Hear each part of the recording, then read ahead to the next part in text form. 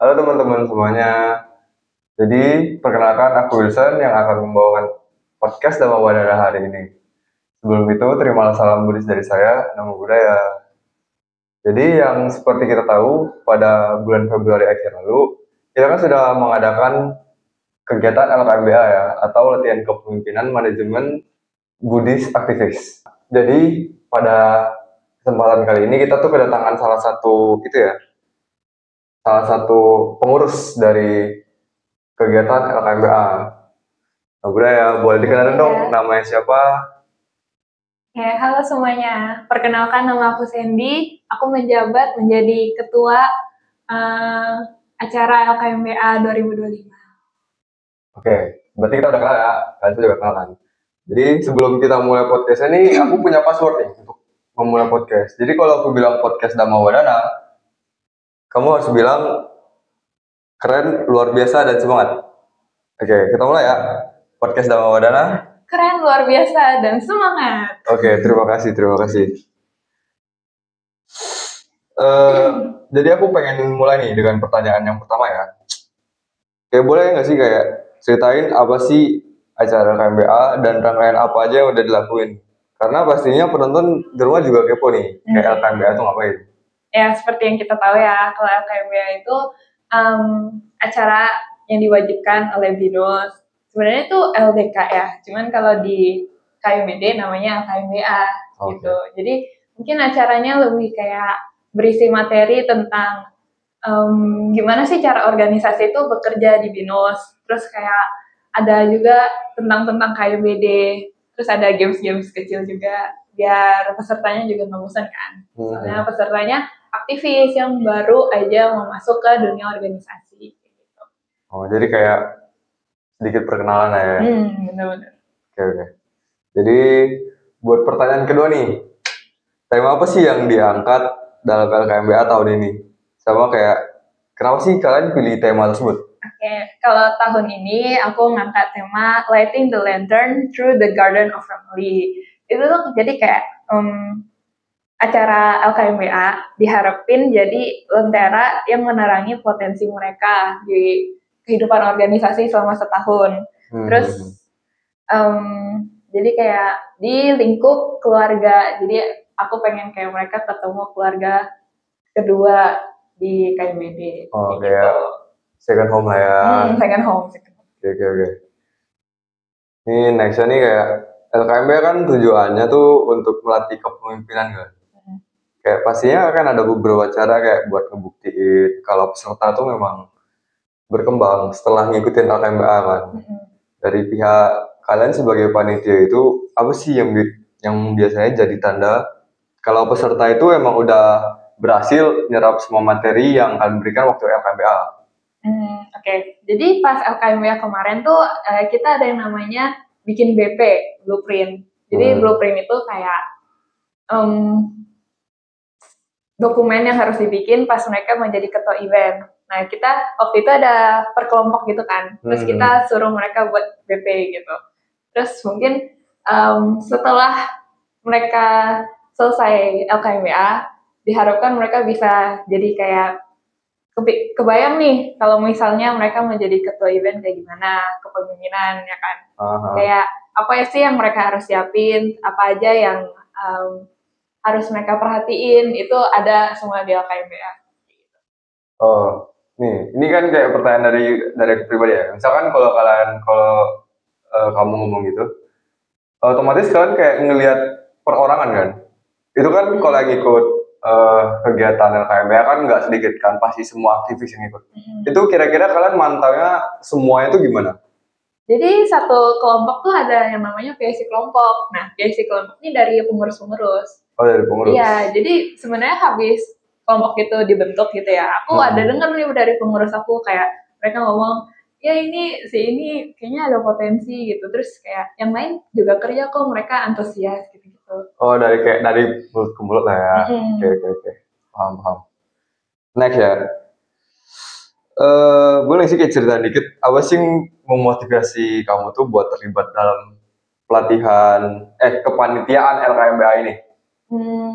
Aku tuh kan awal pas masuk KMBD juga pasti LKMBA juga kan. Ya. Nah aku ngerasa kayak oh ini pengurus-pengurusnya nih panitianya pada keren semua gitu kan. Soalnya tuntutannya tuh banyak, kayak awal aktivis kan pas masuk kan jadi harus merhatiin kayak kita nggak boleh terlalu tegas tapi nggak boleh terlalu lembek juga gitu. Kan kayak harus ramah tapi harus tegas. LDK juga gitu. Jadi okay. menurutku itu jadi tantangan tersendiri kan. Jadi aku kepikiran buat jadi ketua tahun ini. Gitu. Buset, keren. Next nih. Kira-kira divisi apa aja sih yang ngebantu kalian buat ngerunning event LKMBA ini? Jadi tahun ini ada divisi acara, ada humas, ada desain, sama ada perkal. Oh berarti ada 5 divisi? Ada 4. Oh ada 4? Acara, humas, desain, sama perkal. Oke. Jadi kayak misalkan humas tuh dia ngebantu apa kira-kira? Kalau humas tuh lebih kayak ngurus kayak pendaftaran, terus kayak ngajak-ngajakin teman-teman, terus kalau hari H tuh ngurusin flow mobilisasi gitu-gitu. Oh, oke. Paham. Jadi kalau misalkan kita ngomongin tentang challenge ya, pasti setiap acara tuh punya challenge. Nah, kalau dari kalian nih kan pasti punya jadwal tuh padat banget kan sebagai pengurus, aktivis ya kan. Gimana sih cara kalian tuh buat ngehandle kayak manage time kan tuh biar selaras lah antara perkuliahan sama organisasi? Berarti ini aku ceritain tentang progres persiapan pas LKMBA gitu. Iya, boleh. Jadi sebenarnya kalau panitia LKMBA itu tuh terdiri dari KMBD yang Greater Jakarta. Jadi bukan Kemanggisan doang, bukan Alsut doang, bukan Bekasi doang, tapi kita bertiga kerja semua. Iya. Nah itu tuh berarti otomatis kalau misalnya ada rapat atau misalnya ada apa gitu harus online kan. Yeah. Apalagi kalau cuma rapat buat briefing atau gimana. Nah itu mungkin di situ sih tantangannya. Jadi kayak kita harus sesuaiin jadwal, harus kayak bener-bener pastiin semuanya tuh apa ya? Di bawah kontrol ya, bisa dikontrol. Iya betul. Terus kayak tapi sebenarnya kalau pengurus tahun ini ya panitia-panitianya tuh semuanya bekerja sama dengan baik. Kayak kalau misalnya gladi mereka rela gitu pergi ke satu tempat buat gladi demi LKMBA gitu. Wah. Kalau di hari H-nya sih sebenarnya lebih kayak kayak kesalahan pasti ada lah ya. Kayak kesalahan kecil aja sih. Ini kayak miskom sedikit gitu sih. Kayak tiba-tiba waktu itu proyektornya nggak bisa gitu. Tapi ternyata kesalahan teknis lah istilahnya. Cuman akhirnya bisa gitu. Jadi itu kayak kesalahan eksternal lah ya. Rata-rata sih kayak gitu sih. Rata-rata kayak berarti kesalahan-kesalahan tuh eksternal ya, bukan internal? Iya, soalnya kalau internal kita kan ada gladi, terus ada briefing kan. Jadi kayak terus juga panitia-panitia aku tuh semua oke lah. Jadi menurutku kesalahan internal tuh mungkin nggak ada atau hampir nggak ada, nggak berasa lah istilahnya gitu. Karena semuanya udah bonding lah ya. Oke. Jadi kayak terus gak jarang kan biasanya kayak acara misalnya KMBA tuh suka ada kejadian yang kayak nggak terduga tuh. Entah ada tiba-tiba panitia yang hilang atau pengurus yang hilang nih. Kayak ya begitulah ya. Ada nggak sih kayak pengalaman panitia yang langsung jadi kejadian tak terduga ini gimana tuh? Kayak waktu kamu lagi ngerunning acara nih, tiba-tiba ada hal tak terduga, ada nggak? Berarti ini aku cerita nih. Iya boleh. Sebenarnya kalau misalnya dari panitia enggak, soalnya balik lagi semua panitia itu kerjaan. Tapi ada satu, jadi kalau bunga buat dikasih sama sertifikat, itu kan harus fresh kan ya. Jadi kebetulan waktu itu sesinya di hari kedua, terus kayak kita pikir dan dari info-info juga kayak oh ya di sini ada gitu kan, deket di sini ada yang jual gitu kan. Terus pas kita cari kok nggak ada gitu, terus macet gitu kan. Jadi kita kayak bingung gitu kan. Terus akhirnya Gojeknya dari Rawabelong. Jadi kayak agak lumayan jauh gitu kan. Agak jauh ya? Iya. Terus waktu itu jam-jam orang kerja, soalnya hari Senin kan.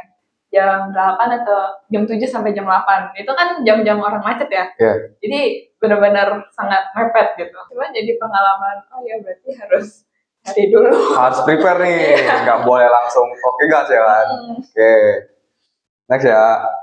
Jadi kayak setiap tahun kan pasti ada perubahan kan ya. Ada nggak sih kayak perubahan atau inovasi yang panitia lakukan dibanding LKMB tahun lalu? Misalkan kalau ada perubahan apa yang paling terasa dampaknya buat kelancaran acara? Jadi tuh pas awal aku jadi ketua, aku tuh kayak nanya sama ketua tahun lalu kayak eval apa sih Ci yang paling berasa gitu? Ada sesuatu enggak gitu? Jadi kayak mungkin aku juga perhatiin di situnya gitu loh. Terus kayak kalau katanya sih kayak kurang games, terus kayak ya kurang bonding gitu kan. Terus kayak cuman fokus ke materi. Jadi aku tahun ini coba seimbangin dua-duanya.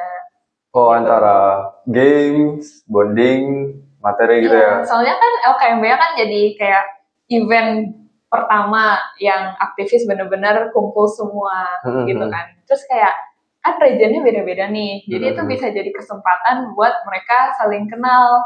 Bukan dengan teman satu region aja, tapi dari region yang lain gitu. Dari kayak kampus yang berbeda ya. Benar-benar. Oke. Menarik sih. Next ya, kayak menurut kalian tuh momen apa sih yang paling berkesan dari keseluruhan kegiatan LKMB kalian? Yang terjadi selama LKMB deh? Oke. Jadi pas aku bikin kayak sebenarnya kan kalau BP itu kan jadi kayak benar-benar biar mereka tahu tentang KMBD kan.